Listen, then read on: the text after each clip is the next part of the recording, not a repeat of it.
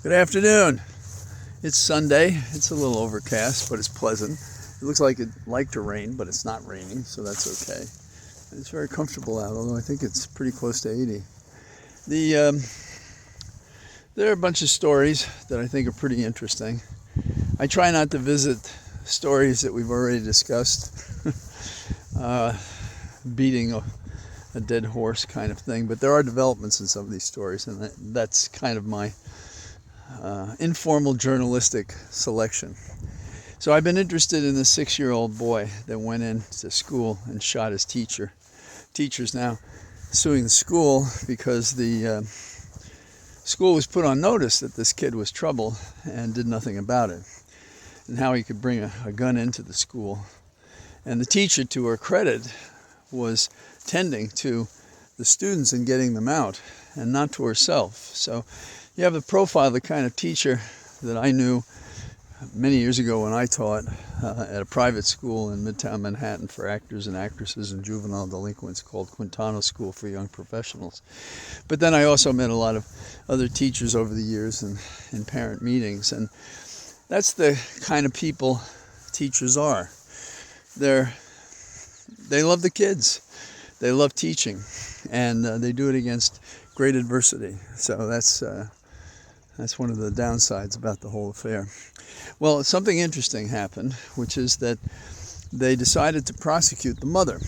And they had 2 counts, basically. One was neglect, and the other was negligent handling of firearms, how she maintained them in the house. And I don't know the woman, and I don't know what mitigating circumstances there may be, beyond, of course, the obvious. She may be working out a plea deal of some sort.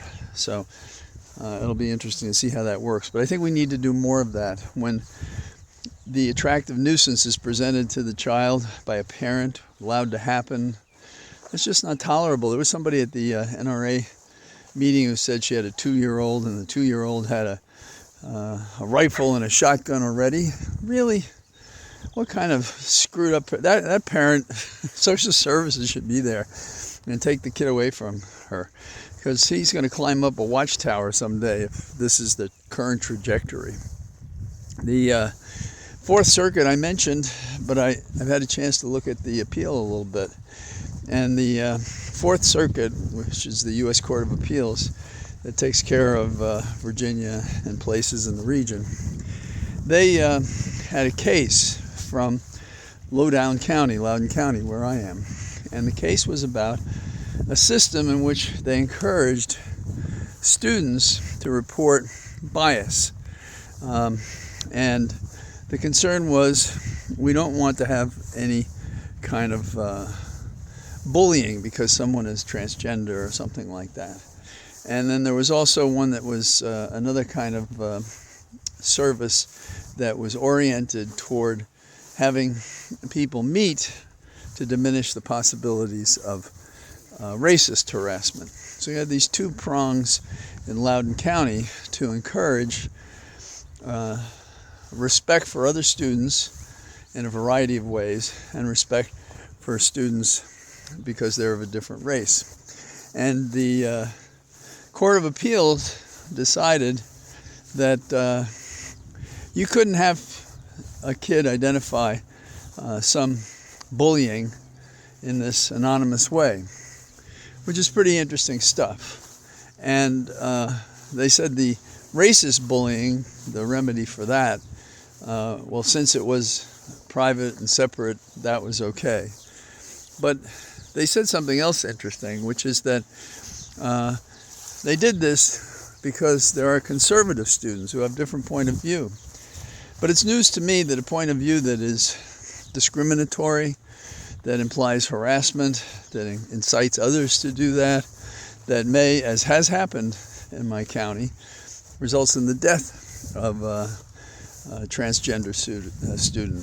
So you just can't ignore our history going back so far. And forgive me for repeating myself, but it bears repeating when you know these details, that there's nothing that kind of saves it, it seems to me.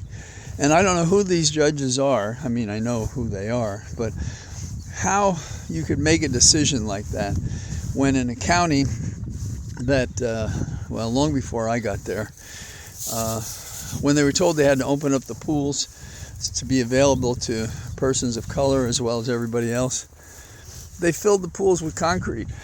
They had a great old theater there.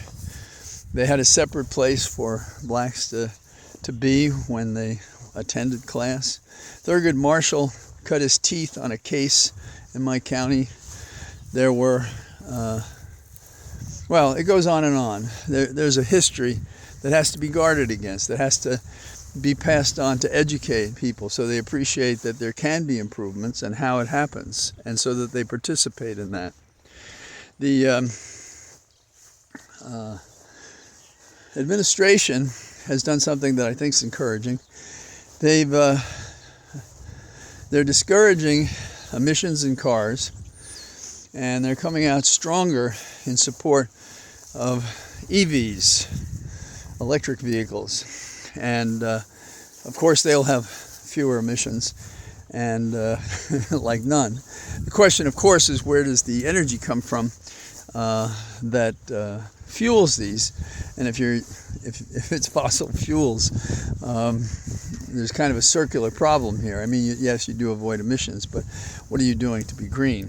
And I'm sure we're going to be working our way through those things in the years ahead. My CPA, who is a cynical guy when it comes to these things, and a pilot, said to me that he said, I don't understand how I'm going to get an extension cord to my plane when it goes electric. So I said, I think we're going to find a better battery. This doesn't weigh as much as the whole plane. The nations of Europe have looked at alternatives that my green friends think are satisfactory. For example, fossil fools is a big mistake for our environment and for everything else. But some people say, well, let's go nuclear instead. And their argument is no emissions. Well, that's not the point with nuclear. The point with nuclear is that there is radiation, and there is a question about what you do with the wasted fuel. And out in Nevada, we've had already a history of what do you do with that. So Germany has ended the use of nuclear energy. And sometimes we should follow our neighbors across the pond because they do know what they're doing and they have data points to support what they're doing. You may remember the name Corcoran. Corcoran is the lawyer for Trump on the documents case down at Mar-a-Lago. And you may also remember that Corcoran, after objecting, was told he had to testify about what happened there. Now, among the pivotal things that we're interested in, of course, is that after the subpoena, there was a declaration made under the instruction of Corcoran to a woman lawyer to say we've given over everything, and that wasn't true. And so the question is, how did that event occur, and what are they going to do about it? And he has withdrawn as counsel for Trump. Now, I assume it's because of this. I don't know that he's a witness. I don't know if he's a target or a subject himself.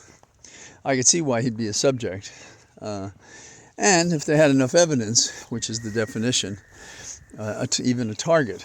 You know, telling someone to conceal information in response to a subpoena, that's a barrel of obstruction and false statements. And directing another attorney to do that, if that's what happened. So the hypotheticals seem to justify his withdrawal. He's still going to handle other matters for Trump.